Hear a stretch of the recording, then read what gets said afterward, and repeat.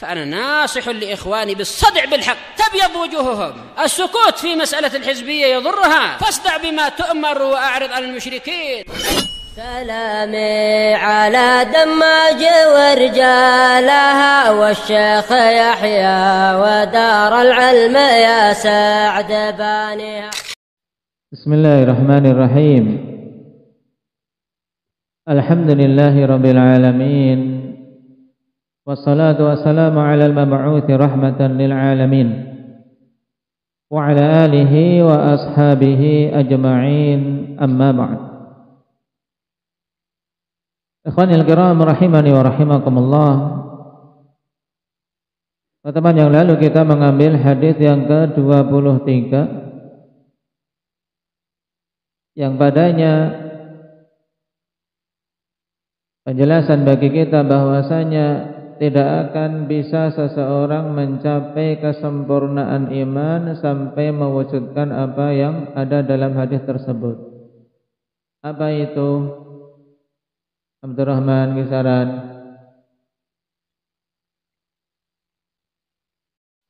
Sampai dia mencintai kebaikan untuk saudaranya sebagaimana dia cinta kebaikan tersebut untuk dirinya.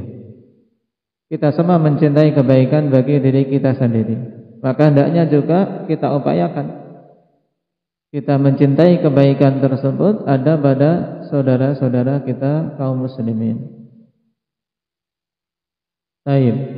Nah, sekarang ikhwan, kita akan masuk pada bab berikutnya. Qala hafizahullah ta'ala babu minal imanil wala wal bara'u lillah.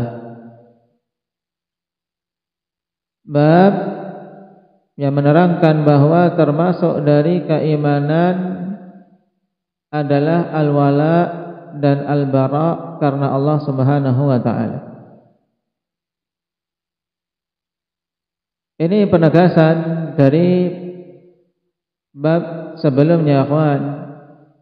Karena apa yang ada pada bab sebelumnya terkait dorongan untuk kita mencintai kebaikan ada pada saudara-saudara kita termasuk bentuk dari wala.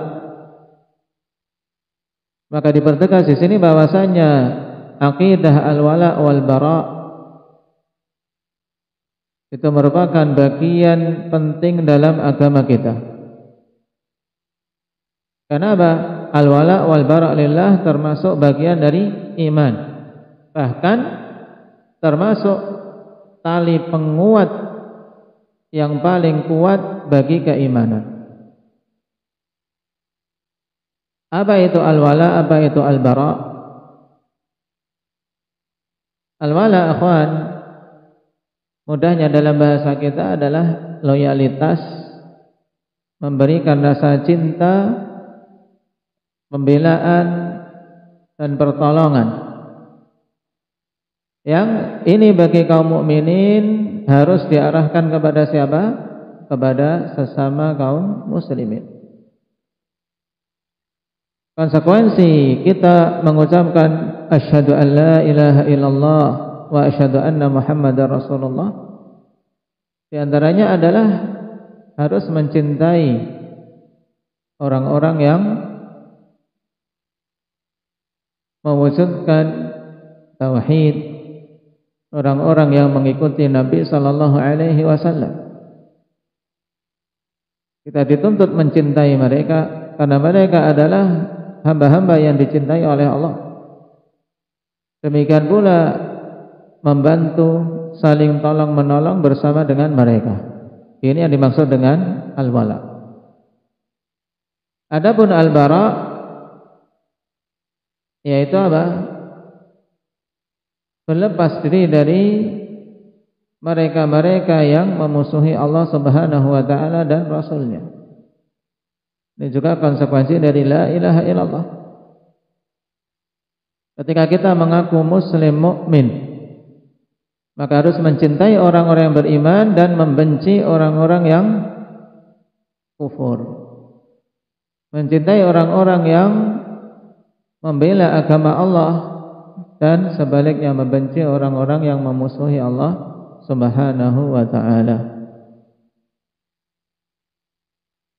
Dan semua itu diwujudkan lillah, karena Allah Subhanahu wa ta'ala semata, bukan karena ingin mendapatkan dunia saja. Allah Subhanahu wa ta'ala perintahkan terkait al-wala bagi kaum mukminin pada beberapa ayat. Misalnya dalam surat At-Taubah, man ya'ti bil ayah. Di surat At-Taubah, had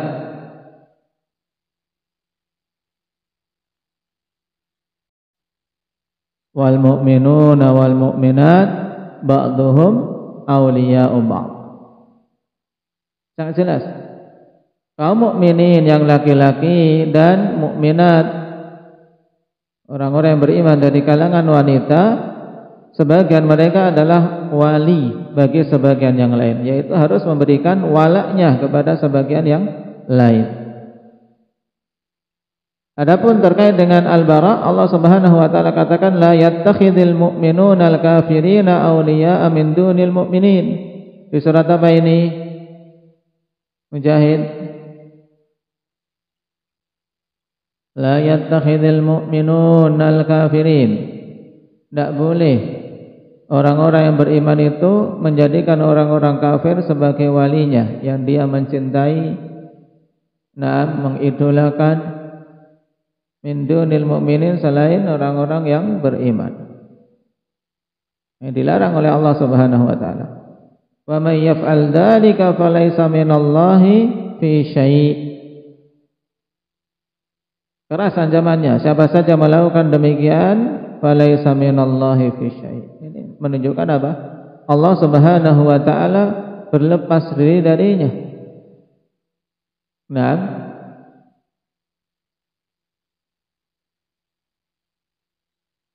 surat apa?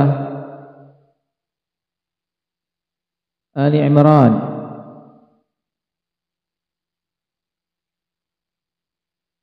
Nah, di sini ancaman keras dan penegasan prinsip bara yang harus diwujudkan oleh orang-orang yang beriman. Janganlah orang-orang yang beriman mengambil orang-orang kafir sebagai walinya. Dan maksud ini bukan apa? Sekedar menjadikan pemimpin, karena banyak manusia menganggap ini larangan menjadikan orang kafir sebagai pimpinan kaum mukminin. Itu jelas. Tapi lebih luas dari itu. Nah, jangan dijadikan orang yang kita cintai, kita bela, kita tolong menolong bersamanya, kita meneladaninya, kita mengidolakannya. Dan siapa saja melakukan demikian falaisa minallahi fi syai'. Nah, Allah Subhanahu wa ta'ala berlepas diri, dia akan memberikan pertolongan kepadanya. Illa an tattaqu minhum tuqah, kecuali kalau hanya sekedar digunakan untuk siasat, karena kita lemah, orang kafirnya kuat. Kita menunjukkan apa? Menunjukkan seakan-akan suka kepadanya, padahal kita membenci. Ini tidak masalah ketika kekhawatiran keburukan menimpa kaum mukminin hanya sekedar siasat saja. Adapun mencintai dengan hati, maka ini haram. Memuji, membela, mengidolakan, ini haram. Prinsip al-wala wal bara ini sangat penting untuk ditekankan di hati-hati kaum mukminin semenjak dini. Kenapa? Karena prinsip ini, ikhwan, dari masa ke masa diupayakan oleh orang-orang kufar wal musyrikin untuk dipupus. Terkadang ingin dihapus, digugurkan dengan apa? Istilah toleransi. Terkadang diupayakan untuk dipupus dengan apa? Istilah kemanusiaan, sehingga hubungannya sekedar mengandalkan apa? Rasa kemanusiaan saja, bukan apa? Dorongan keimanan.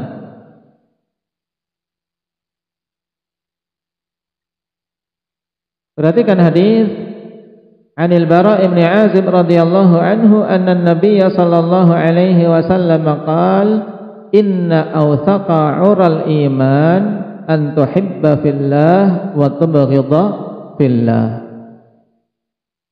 Hadits rawahu Ahmad wa hasanahu al-Albani bi syawahidih. Dari Al-Bara' ibn Azib radhiyallahu anhu bahwasanya Nabi sallallahu alaihi wasallam bersabda, sungguhnya sekuat-kuat tali pengikat iman adalah engkau mencintai karena Allah Subhanahu wa taala dan membenci karena Allah Subhanahu wa taala. Baik. Jadi kita kawan dalam menempatkan rasa cinta dan rasa benci ini tidak sembarangan. Ketika kita menyatakan aku ini muslim, ada aturannya untuk kita apa? Menempatkan rasa cinta dan rasa benci kita. Nah, karena mahabbah termasuk di antara ibadah yang agung dari ibadah-ibadah hati. Nah, mahabbah ibadah yang agung, kawan. Bahkan semua ibadah-ibadah yang lain tidak akan bisa terwujud dengan sempurna tanpanya. Karena mahabbah ini merupakan penggerak utama untuk seorang bisa beribadah kepada Allah Subhanahu wa taala. Kemudian disempurnakan dengan dua unsur yang lain, yaitu al-khauf war raja. Sebagaimana digambarkan oleh Imam Ibnul Qayyim rahimahullahu taala, seorang hamba kawan ketika beribadah kepada Allah ibarat seekor burung di mana kepalanya adalah mahabbah, kemudian dua sayapnya untuk bisa terbang adalah rasa takut dan rasa harap. Tanpa kepala bisa enggak? Enggak bisa.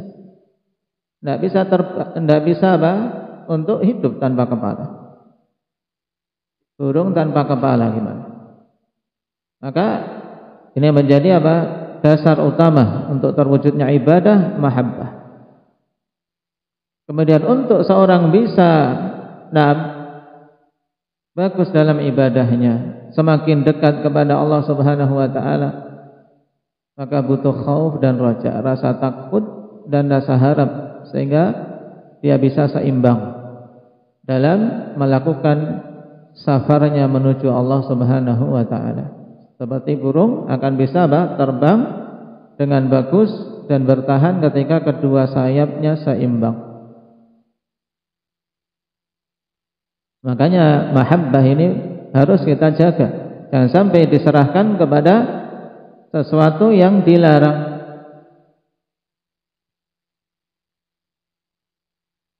Nah, di antara perkara yang diperintahkan untuk diwujudkan adalah apa?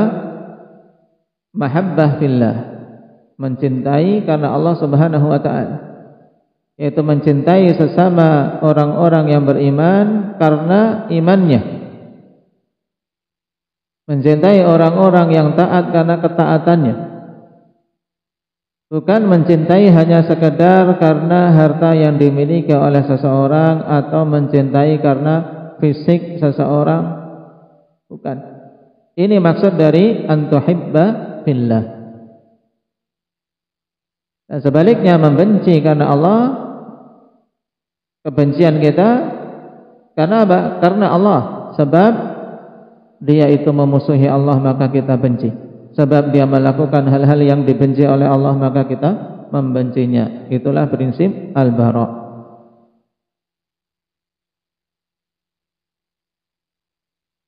Sebuah kalimat bagus ikhwan diungkapkan oleh Abdul Wafa Ibnu Aqil rahimahullahu taala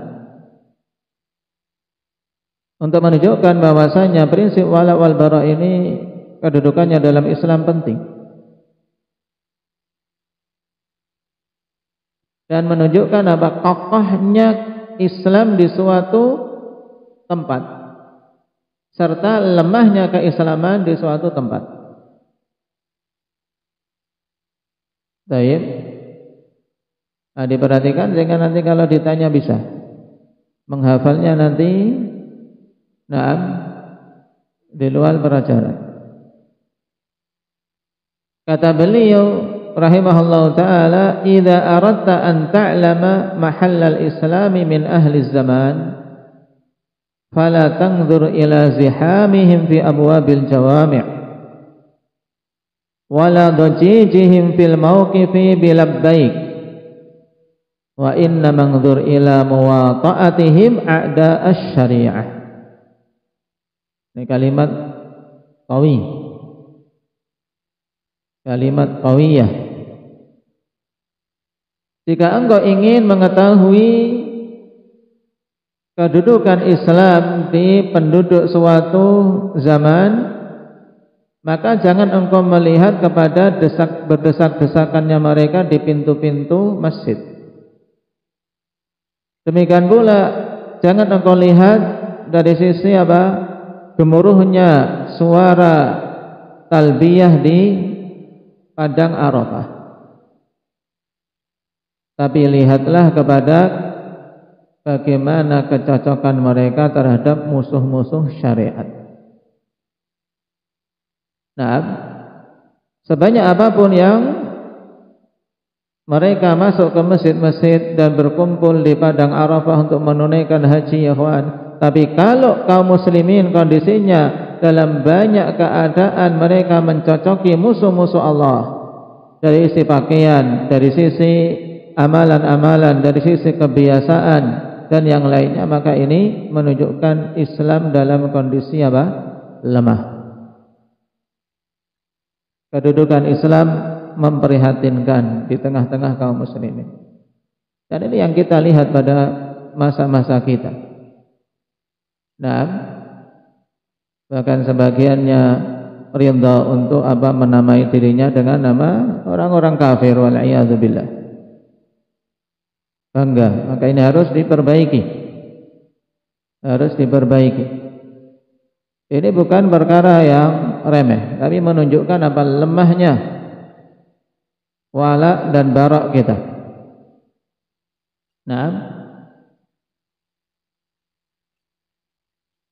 Aisy bin Rawandi wal Ma'arri alaihima la'inullah yunadzimuna wa yaghthuruna kufra wa asyu sinin wa 'uzzimat quburuhum. Kemudian beliau contohkan, ini di masa dulu hidup Ibnu Rawandi dan Ma'arri, kedua-duanya kedua-duanya adalah orang-orang zindik, kawan, yang dihukumi kufur oleh para ulama di zamannya.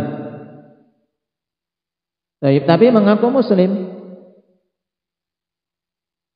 Keduanya hidup, semoga atas keduanya laknat-laknat Allah Subhanahu wa taala. Mereka hidup membuat bait-bait syair, membuat tulisan-tulisan yang isinya kekufuran. Mereka hidup bertahun-tahun dan ternyata kubur mereka dipuja-puja. Ini menunjukkan menunjukkan lemahnya Islam, karena tidak bisa membedakan tulisan yang isinya kekufuran dengan tulisan yang isinya kebenaran. Washturiyat tasanifuhum, dan dibeli karangan-karangannya. Wa hadza yadullu ala burudatid din fil qalb, ini menunjukkan atas dinginnya agama di hati-hati manusia.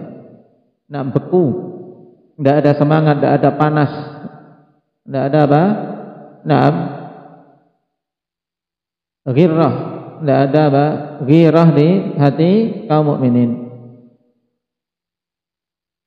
Taib. Ini di zaman dulu yang dicontohkan seperti orang-orang ini yang mereka munafikin, tapi menisbahkan diri kepada Islam. Apalagi di zaman sekarang, kawan. Zaman sekarang lebih parah lagi. Bukan orang-orang yang menunjukkan keislaman, tapi bahkan orang-orang yang jelas kafir. Orang-orang jelas kafir, fotonya dipajang di kamar-kamar,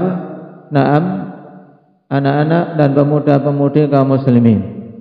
Diidolakan, dielu-elukan, dia mencontoh, mengposisikan seakan-akan dirinya itu orang tersebut. Nah, ini musibah. Baik. Apakah itu pemain bola, apakah itu bintang film, apakah itu tokoh-tokoh yang lain. Bahkan terkadang sebagian pemuda-pemudi kaum muslimin lebih mengenal orang-orang kufar dibandingkan tokoh-tokoh Islam. Para ulamanya tidak kenal. Siapa ulamanya tidak kenal, tapi ketika ditanya pemain bola hafal. Saya ditanya siapa nama Al-Hafidz Ibnu Hajar tidak tahu, tapi ditanya kiper siapa Argentina hafal. Nah, ini musibah. Baik.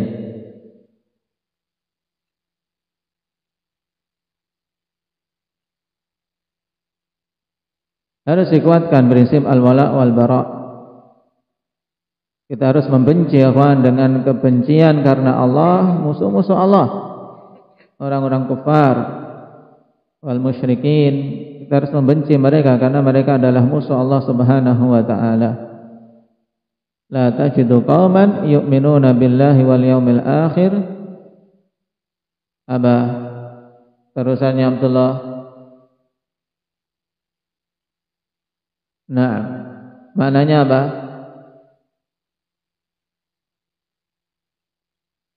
La tajidu qauman yu'minuna billahi wal yaumil akhir yuwadduna man haddallah. Tidak akan kau dapati orang yang betul-betul beriman kepada Allah dan hari akhir kok mereka mencintai orang-orang yang memusuhi Allah. Walaupun ayahnya, walaupun saudara-saudaranya, anaknya, apalagi ini orang lain tidak ada hubungan apa-apa. Nah, dari orang-orang kufar. Tidak boleh kita memberikan rasa cinta, tidak boleh kita kagum dengan mereka, tidak boleh. Allah katakan apa? La yaghurrannaka taqallubul ladzina kafaru fil bilad. Jangan kalian terkecoh, jangan kalian terkagum-kagum dengan apa? Berbolak-baliknya orang-orang kufar di negeri-negeri. Tidak usah. Nah, kagum dengan keadaan mereka. Mereka ini adalah seburuk-buruk makhluk. Baik. Nah, berkaitan dengan al-wala akhwan, bentuk walaknya seorang mukmin terhadap mukmin yang lain bisa diwujudkan dalam beberapa bentuk. Yang paling terpentingnya adalah apa? Dengan wala'ul wuddi wal mahabbah. Ini yang disebut dalam hadis kita, an tuhibba fillah. Wala yang berupa apa? Rasa cinta. Yang pertama. Jadi seorang muslim dituntut untuk mencintai saudara muslim yang lain. Karena dia berislam, kita mencintainya.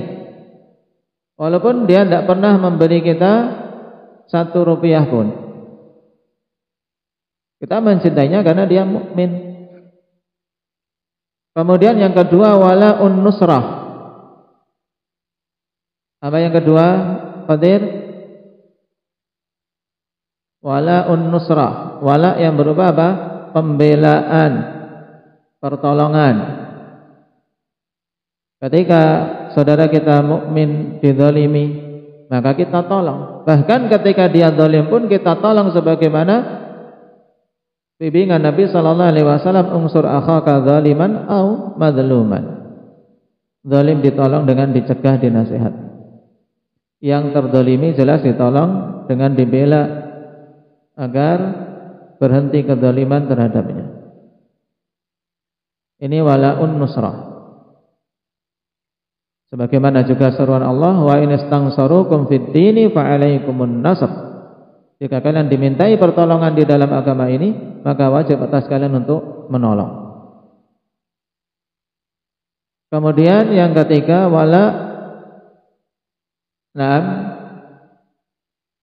an-nushi lahum wasyafaqati alaihim.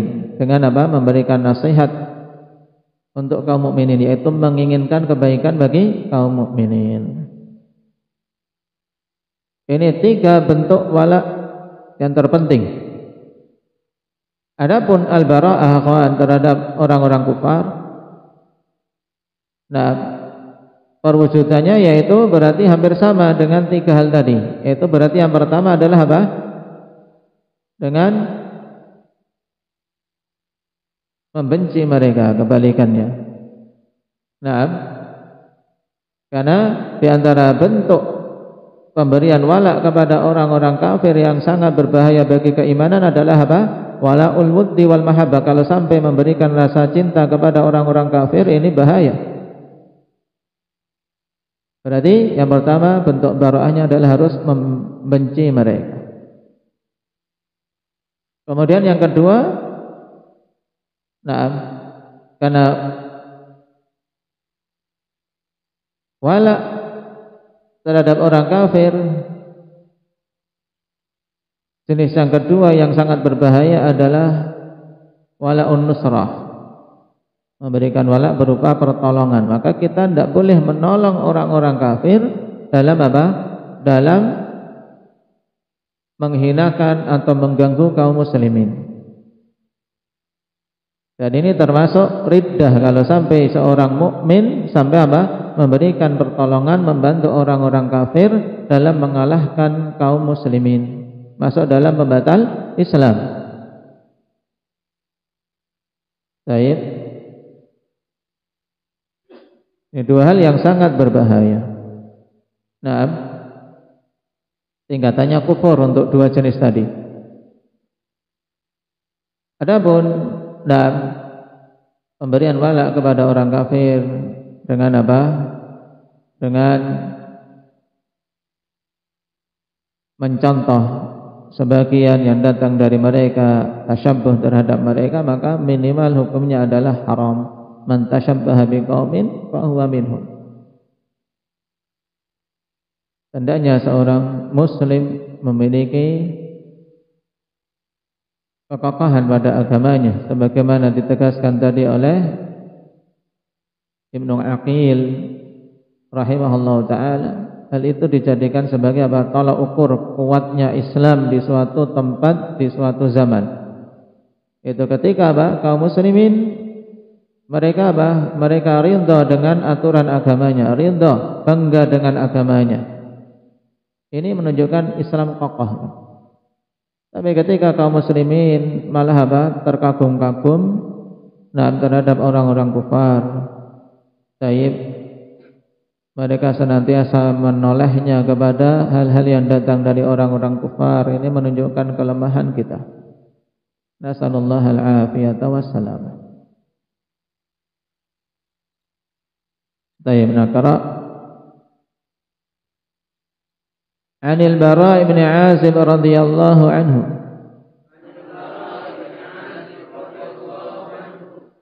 Anna an-nabiy sallallahu alaihi wasallam qala Inna awthaqa 'ural iman Inna awthaqa 'ural iman an tuhibba fillah wa tubghidha fillah. Rawahu Ahmad wa hasanahu al-Albani.